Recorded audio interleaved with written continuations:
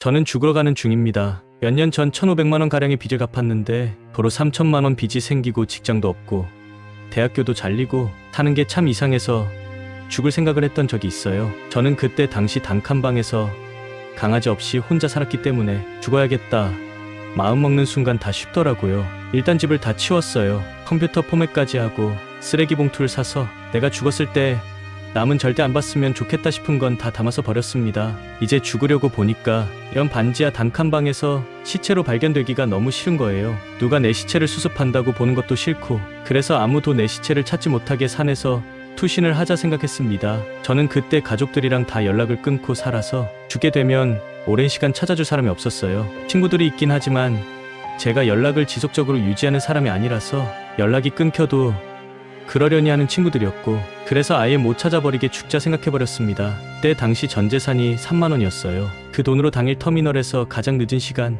새벽 12시에 출발해 새벽 3시에 도착하는 지역의 고속버스를 예매했습니다. 어느 지역의 산으로 가는 버스였어요. 산에서 떨어져 죽자 그렇게 됐습니다. 터미널에서 표를 끊고 버스에 올라탔는데 여기서 1차로 당황하게 됩니다. 평일인데도 등산을 가시는 분들이 엄청 많아서 버스가 거의 만원 버스인 거예요. 전 새벽 버스라 저 혼자 탈 줄 알았거든요. 저는 죽으러 가는데 여행을 떠나는 사람과 한 버스에 섞여 지리산으로 출발을 했습니다. 새벽 고속버스에서 무슨 생각을 하며 백무동까지 내려왔는지 지금은 정확히 기억이 나지 않지만 아마도 내 인생은 어디서부터 잘못됐을까 하는 생각에 빠져 있었죠. 새벽 3시가 조금 넘은 시간에 버스는 그곳에 도착을 했습니다. 버스에 함께 탔던 등산객들은 정류소 근처 저마다의 숙소들로 흩어졌고 저는 그 어두운 새벽에 지리산으로 향하는 길을 걷기 시작했습니다. 얼마 걷지 않아 산길이 시작되었어요. 포장도로를 걸을 땐 앞이 보였는데 산속으로 들어가니 온통 통색 까맣고 바로 발밑조차 보이지가 않았습니다. 지금 다시 가라 그러면 못 가요. 무서워서 때는 죽을 생각에 겁대가리를 완전히 상실했던 거죠. 얕은 곳에서 죽으면 쉽게 발견될 테니 깊은 곳에서 죽을 생각이었습니다. 해 뜨기 전에요. 느릿느릿 산길을 계속 올랐습니다. 저는 그때 아무 생각이 없어서 뒤에서 어떤 노부부가 따라 올라오는 걸 모르고 있었어요. 새벽 등산을 오신 건지 머리에 랜턴을 쓰고 계셨는데 척척 올라오시다가 어둠 속에서 제가 보이자 크게 놀라셨는지 아주머니께서는 비명을 지르셨습니다. 귀신을 본 줄 알았대요. 아주머니가 심장을 부여잡고 학생 이 시간에 그러고 온 거야? 랜턴도 없이 여기를 어떻게 올라가? 혼자 온 거야? 하고 저에게 여러 소리를 하셨어요. 저는 죽으러 왔기 때문에 이런 관심들이 다 성가시고 짜증나고 불편하고 그냥 노부부가 알아서 갈 길을 가주었으면 좋겠다고 생각했습니다. 걱정이 많으신 아주머니가 해 뜰 때까지만 같이 가자고 말을 하시길래 저는 괜찮다고 했습니다. 그러자 아주머니 옆에 남편분이 머리에 쓰고 있던 랜턴을 벗어 저에게 주셨어요. 랜턴 없으면 큰일 날 수도 있으니까 이거 쓰고 가라고 나는 집사람 랜턴 빛 따라가면 된다고. 이때까지만 해도 저는 이 호의가 참 불편하고 짜증나고 싫었습니다. 죽으러 가는데 괜히 목격자 만든 것 같고 귀찮고 간섭받는 것 같았거든요. 저는 됐다고 했습니다. 앞 보이니까 괜찮다고. 그래도 굳이 제 손에 쥐어주고 사행 조심히 하라고 말씀하시더니 제가 불편해하는 게 보였는지 먼저 가시더라고요. 저는 손에 랜턴만 달랑 들고 다시 산을 올랐습니다. 앞서 가던 노부부는 종종 저를 돌아보시는 것 같았어요. 저는 끝내 랜턴을 켜지 않았습니다. 그렇다고 버리지는 못하고 손에 쥐고만 있었어요. 한 2시간쯤 올라갔을까요? 해가 조금 밝아서 앞에 조금씩 보이기 시작했어요. 저는 힘든 줄도 모르고 계속 걸었습니다. 슬슬 적당한 곳을 찾아야 했어요. 사람이 다니지 않는 길을 유심히 둘러보는데 숙식이 가능한 대피소가 얼마 남지 않았다는 표지판을 봤어요. 생각보다 높이 올라왔더라고요. 대피소 말고 다른 곳으로 가야겠다 생각을 하고 걸음을 돌렸는데 하필 그 길이 오랜 등산을 해오신 분들에게 대피소와 연결된 지름길로 알려진 길이 있었던 겁니다. 지름길인 만큼 엄청 험하고 경사지고 위험했어요. 저는 지름길인 걸 모르니 그냥 사람이 다니지 않은 길이라 험하고 다 생각했습니다. 아직 죽을 곳이 마땅치 않아 계속 걷다 보니 대피소에 도착을 했습니다. 그때 저는 2차 당황을 하고 맙니다. 새벽 6시 정도 됐는데 대피소에 사람이 바글바글 한 겁니다. 라면 끓여 먹는 사람들, 세수 양치하는 사람들. 저는 알 수 없이 밀려오는 짜증과 허탈함에 잠깐 바위에 걸터 앉아 쉬었습니다. 이 산은 어딜 가도 사람이 있었어요. 주말도 아닌데 말이에요. 어디서 죽나 어떻게 죽나 사실 나 죽는 거 무서워서 계속 사람들 핑계로 걷는 건 아닐까 그런 생각이 들었어요. 죽어야지, 죽어서 끝내야지. 다시 그 생각을 하고 일어났습니다. 죽을 용기를 냈어요. 다시 산 위로 오르는 길을 걷는데 대피소에서 막 나오신 아주머니 세네 분이 저를 보고 말을 걸었어요. 학생 그러고 여기까지 올라왔어? 혼자 온 거야?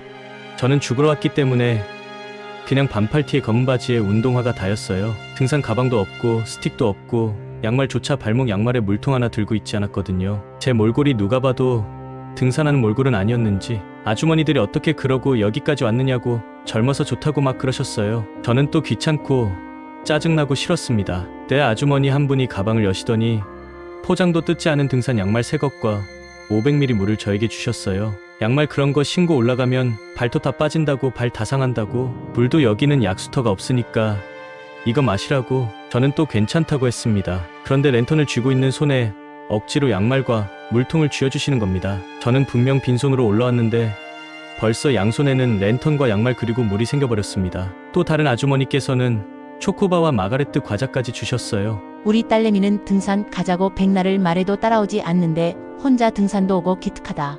라고 하면서요. 참 이상하죠 세상이. 저는 양손에 많은 것들을 들고 다시 걷기 시작했습니다. 여전히 죽고 싶었지만 나름 밟고 말았어요. 7시 아침이 된 겁니다. 이제 다니는 산길마다 사람들이 있었어요. 근데요 그 사람들이 모든 등산객을 마주칠 때마다 안녕하세요, 안전 산행하세요 같은 인사를 주고받는 겁니다. 눈을 일부러 마주치지 않아도 사람들은 저에게 안전 산행하라고 웃어주며 인사를 건넸어요. 어떤 사람은 정상이 얼마 남지 않았으니 힘내라고, 오늘날이 좋아서 정상 가면 절경이라고 혼자 떠들기까지 했습니다. 저는 죽을 수가 없었어요. 자꾸 사람을 봐서 그런가 해가 떠서 그런가 죽을 수가 없었어요. 결국 정상까지 올라가고 말았습니다. 등산객들을 따라 저는 지리산 정상에 올라갔어요. 죽고 싶긴 했지만 죽고 싶지 않았어요. 정상의 풍경은 아름다웠어요. 정말 아름다웠습니다. 꼭 현실이 아닌 것 같이 도리에 가만히 앉아 아래 펼쳐진 산의 능선들과 구름을 바라보았어요. 하염없이 바라봤습니다. 때 열댓분씩 무리지어 등산 온 중년 아저씨와 아주머니께서 저에게 사진을 찍어줄 수 있느냐고 물어봤습니다. 정상의 풍경에 빠져있던 저는 흔쾌히까진 아니지만 짜증이나 귀찮은 모양 없이 사진을 찍어들기로 했습니다. 사진을 다 찍어드리고 휴대폰을 드릴 때 아주머니 한 분이 학생은 혼자 왔어, 학생도 찍어, 내가 찍어줄게 라고 했습니다. 저는 죽으러 왔기 때문에 휴대폰을 배터리와 분리해 놓은 상태였어요. 죽기 전 각각 멀리 던져버릴 계획이었습니다. 저는 괜찮다고 했어요. 그러자 아주머니가 사진 안 찍긴 너무 아깝다고 그러시는 겁니다. 남는 게 사진이라고. 저는 끝내 거절을 해서 사진은 찍지 않았지만 아주머니와 아저씨 무리가 돌아간 뒤 그 정상에 몇 시간을 홀로 앉아 있었습니다. 올라오느니 내려가느니 모두를 지켜보고 내 인생을 돌아보고 결국 휴대폰 전원을 켜고 지리산의 풍경을 찍었습니다. 이 순간 저는 죽기로 한 마음을 모두 접어버렸어요. 죽을 마음이 사라지자 배가 고팠습니다. 밥이 먹고 싶었어요.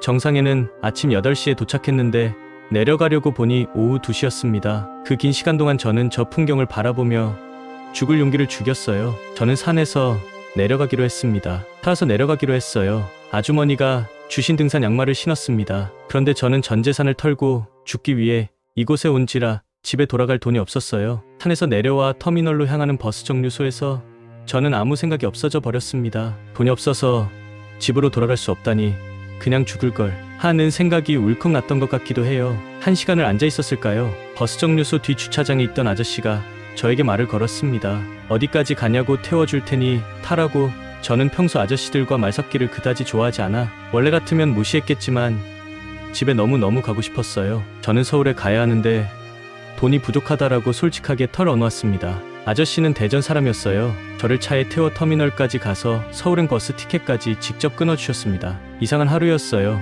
저는 아저씨께 버스표를 받으며 그날 처음으로 고맙다는 말을 했습니다. 랜턴을 주신 부부와 대피소의 아주머니와 이 아저씨 덕분에 저는 살아서 집에 갈 수 있었습니다.